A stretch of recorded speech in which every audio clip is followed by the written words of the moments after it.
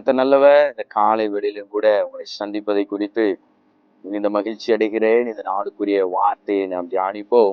அது யோவான் சுவிசேஷம் 1 அதிகாரம் அதனுடைய 14வது வசனம். அங்கே வசனம் இப்படியாக இருக்கிறது. அந்த வார்த்தை மாம்சமாகி கிருபையினாலும் சத்தியத்தினாலும் நிறைந்தவராய் நமக்குள்ளே வாசம் பண்ணினார். அவருடைய மகிமையை கண்டோம். அது பிதாவுக்கு ஒரே பேரானவருடைய மகிமைக்கு ஏற்ற மகிமையாகவே இருந்தது. இயேசுவை குறித்து இங்கே யோவான் எழுதின சுவிசேஷத்தில் சொல்லப்பட்டிருக்கிறது. வார்த்தை மாம்சமாகி இந்த உலகத்திலே கடந்து வந்தது.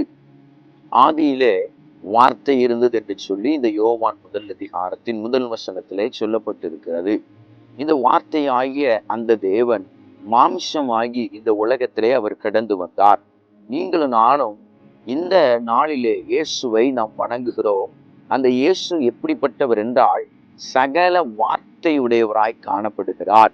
நீங்கள் மத்தேயு சுவிசேஷத்தில் வாசித்து பார்ப்பீர்கள் என்றால் இயேசுவை சோதிப்பதற்காக பிசாசானவள் வனாந்திரத்திலே அங்கே இயேசுவை சோதிக்கிறார். இயேசுவை சோதிக்கிற வேளையில 3 முறை இயேசு பிசாசை வார்த்தையினாலே பிசாசை அதட்டினார் என்று சொல்லி வேதம் சொல்லுகிறது. அப்படின்னா அவர் வார்த்தையினாலே இந்த உலகத்திலே கடந்து வந்தார். அவர் வார்த்தை நிமித்தமாக இந்த உலகத்திலே வாழ்ந்தார். வார்த்தையினாலே தேவ மகிமை உடையவராய் இந்த உலகத்துல வாழ்ந்தார்.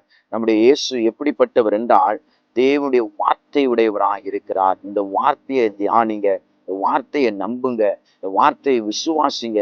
இந்த வார்த்தை உங்களை வழி நடத்தக்கூடியதாய் இருக்கிறது. உங்களுக்காக நான் செபிக்கிறேன். கண்களை மூடி நாம் செபிப்போமா?